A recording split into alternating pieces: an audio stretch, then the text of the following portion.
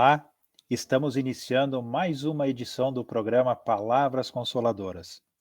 O nosso objetivo aqui é discutir temas ligados à realidade da tua vida, analisando esses temas com base nos postulados da doutrina espírita e no Evangelho de Jesus, para que tu possas refletir, aprender e fortalecer a tua fé. Estaremos aqui com você durante os próximos 15 minutos.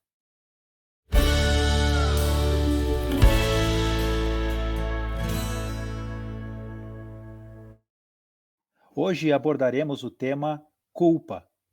Lembramos que a bibliografia que embasa a nossa conversa está exposta na descrição do vídeo. Para nos auxiliar na interpretação deste tema, recebemos com carinho o nosso amigo Clênio Lopes, trabalhador do Movimento Espírita da Serra Gaúcha. É uma alegria poder estar contigo aqui hoje, Clênio. Seja bem-vindo. Então, boa noite, Jefferson. Agradeço a oportunidade e é sempre bom esses momentos de reflexão, que a gente possa ter uns minutos inspiradores. Que assim seja, meu amigo. Vamos lá então, Clênio. Vamos começar com os nossos temas da noite de hoje.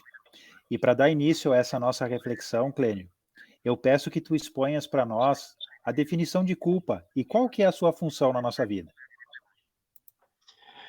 Então, a ideia de culpa, né, sempre parte de algo que tu faz errado e vai ter uma punição, né? E aí, por isso, da importância de elucidar, como a Joana de Anjos nos coloca, que essa ideia, muitas vezes, de culpa, né, desse pecado original, faz com que a gente tenha sempre um peso, né, algo que nos causa um desconforto. Então, talvez a função, né, dessa culpa é no sentido de causar um desconforto para que a gente assuma a responsabilidade do que a gente fez. Porque essa é a grande diferença e ensinamento que a doutrina espírita nos coloca. Porque a culpa em si é um jogo um pouco doloroso, né, internamente, porque tem uma repercussão que não é saudável, né, tanto para o nosso corpo físico, espiritual, psicológico. Então, quando nós entendemos, né, que a culpa é como lamber feridas, né? Ela não vai mudar o que aconteceu.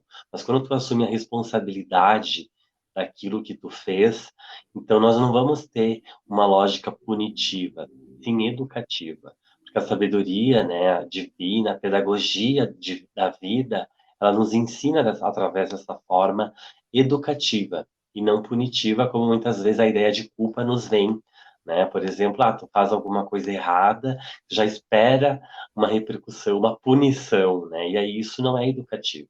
Isso só nos causa mágoa, sentimento de menos-valia, remorso, arrependimentos. Então é bem importante a gente conseguir compreender, né, e transformar essa culpa em responsabilidade. Muito bem, Clênio. Então, daria para a gente interpretar a culpa como uma advertência interna para nos mostrar que existe algo errado, né? Que a gente fez algo de errado para começar a procurar buscar a corrigenda. Mais ou menos por esse caminho, né, meu amigo?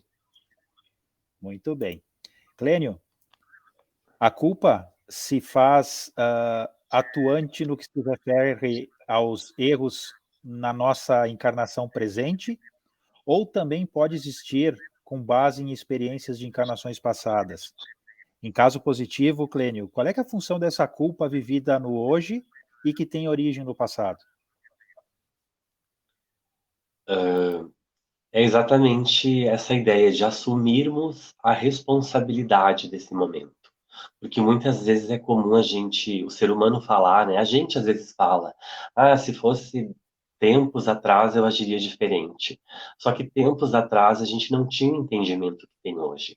Então a culpa muitas vezes ela vem numa lógica de arrependimento. Porque ontem eu falei de uma forma hostil, por exemplo. Tive uma discussão em casa, né? Briguei com a minha mãe, com meu companheiro, com a minha companheira. E aí a gente fica se culpando por isso. Mas a partir do momento que a gente entende, bom, eu assumo a responsabilidade que ontem eu não agi de uma forma legal, hoje eu tenho a oportunidade de fazer isso. Então, quando a gente fica se lamentando por coisas do passado, ou buscando entender onde nós erramos, e não buscar a correção dos nossos erros, porque é justamente isso que é importante em transformar, né? Toda vez que vem a ideia de culpa, é entender, não.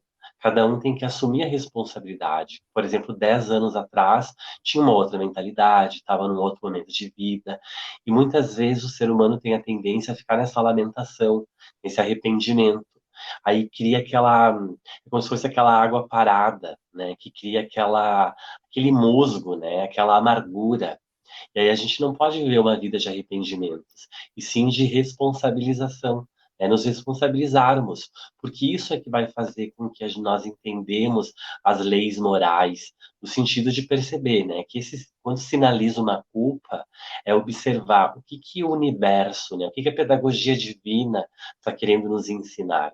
A doutrina espírita, quando fala, né, de provas e expiações, é igual na escola, né? Tu aprende lá a matemática, tu faz uma prova, algumas equações, alguns cálculos, tu vai errar. Tu não pode ficar se culpando porque tu errou aquilo, mas sim na próxima vai ser uma advertência para que tu estude melhor aquela disciplina. E na vida é assim. Quando a gente comete algo que nos causa um desconforto, nós temos a oportunidade nesse momento de mudar, né? No aqui e agora. Porque nós não temos como mudar o que já passou, mas nós temos a oportunidade de pensar nesse momento. E é isso que vai fazer essa transformação moral, essa ética interna, né, de respeitar que sim, né, nós somos seres em evolução. A lei da evolução é para todos nós. Então não existe uma receita mágica, né? Cada um vai desenvolvendo as suas habilidades de compreender que cada dificuldade que nos vem é uma oportunidade de aprimoramento e de nos edificar. E quando a gente fica na culpa, a gente fica estagnado. Porque, como eu disse antes, que é aquela má água, né? Aquela amargura, sendo que amar cura, que é a lei do amor. Verdade. E é bem importante isso que tu traz para nós, Clênio, porque muitas vezes a gente não se dá conta da importância do processo que a culpa acaba trazendo para todos nós, né? Que vai nos levar a essa transformação, essa evolução, que é uma necessidade de todos nós, né? O errar é natural e faz parte da nossa humanidade, mas é preciso que a gente aprenda também, né? E quando a gente comete os erros, essa culpa vai acabar nos ajudando para que a gente venha se corrigir da maneira mais rápida possível, né? Muito bem. Seguindo aqui então, Clênio, com o nosso tema, quando a gente se refere à culpa, tem-se a ideia de que o arrependimento é o antídoto que vai nos libertar desse sentimento. O arrependimento é realmente o caminho para a libertação da culpa, Clênio? Só o arrependimento basta ou tem algo mais que a gente possa nos esforçar para alcançar?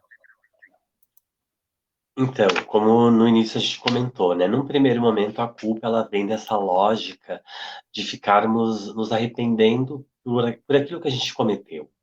Mas aí ela não tem uma eficácia. A partir do momento que a gente só se arrepende, a gente vai criando, a gente vai plasmando no nosso universo sentimentos depressivos, ansiosos, ou a gente fica muito preso no passado, por aqueles erros do passado, o que gera depressão, ou fica querendo soluções mágicas no futuro, o que gera ansiedade, ou fica excessivamente pensando demais no momento, o que gera estresse. Então, o que nós temos que compreender? Encontrar um caminho do meio, né? É assumir a responsabilidade, né? Talvez esse seja o grande passo, o maior passo de todos, é cada um assumir a responsabilidade da sua encarnação, dessa oportunidade divina que é a vida. Então, o grande antídoto justamente é se responsabilizar. Se naquele momento não agiu da melhor maneira, hoje tem a oportunidade de agir. Isso começa no nosso plano mental, né? Através dos nossos pensamentos, as nossas palavras, as nossas ações. Porque, bem como tu colocou no início, né? A gente está aí para evoluir. Agora, como cada um vai alcançar esse processo edificante é individual.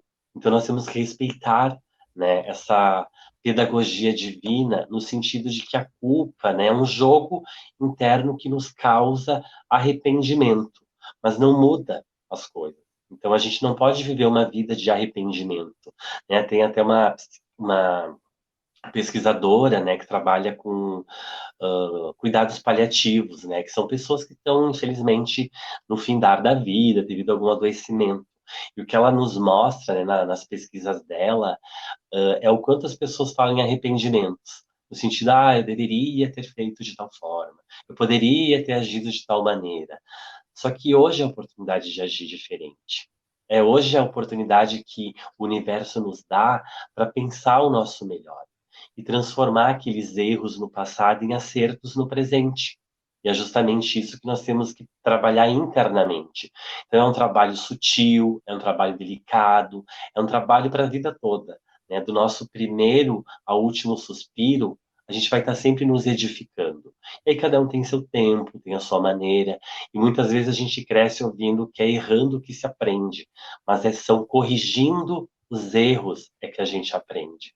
Né? Tem até uma linha de espiritualidade que fala, né, que se for para cometer erros, que sejam novos erros, porque aquilo isso tu já aprendeu, né? Então a gente tem que oportunizar coisas novas para que a gente realmente evolua, né, dentro do nosso momento, do nosso espaço e da nossa capacidade. Muito bem. Te ouvindo falar aqui, Clênio, eu me lembrava do auto-perdão. O auto-perdão também é importante nesse processo, né? Porque a gente precisa entender que tem os nossos limites, que hora ou outra a gente vai errar, mas não precisamos nos condenar eternamente em função disso, né, meu amigo? Muito bem. Clênio, sem sombra de dúvidas, a função desse sentimento de culpa nas nossas vidas é positiva, pois ele visa, conforme tu disseste para nós, o nosso crescimento moral e também espiritual. Mas, por outro lado, sabemos que lidar com esse sentimento não é nada fácil, pois em muitas circunstâncias os sentimentos negativos somam-se à culpa e trazem incalculáveis prejuízos para todos nós. Por isso, Clênio, eu te peço que nos aconselhe como lidar com a culpa para que ela se torne uma experiência positiva. Então, esse é o nosso grande desafio, né? Porque como a doutrina espírita nos coloca a questão da resignação, é nós compreendermos cada momento que nos vem é uma oportunidade de nos melhorarmos. E como tu bem coloca a questão do auto-perdão, né? A Joana de Ângeles nos orienta, né? O quão é importante a gente iniciar esse autocuidado. Então, é através do nosso auto-amor que a gente vai conseguir amar o outro de verdade.